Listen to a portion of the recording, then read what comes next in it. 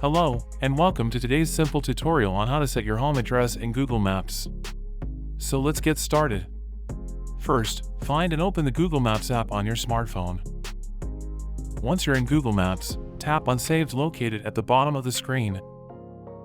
Then, from there, find and open Labeled. Once you are here, tap on Home. You have two options to add your home address. First, and the simplest option, is to enter your home address manually. Tap on Enter Home Address and type it in. Once your address is correct, tap Done to confirm. For the second option, you can use the map. Tap on the map, then find and select your home address on the map.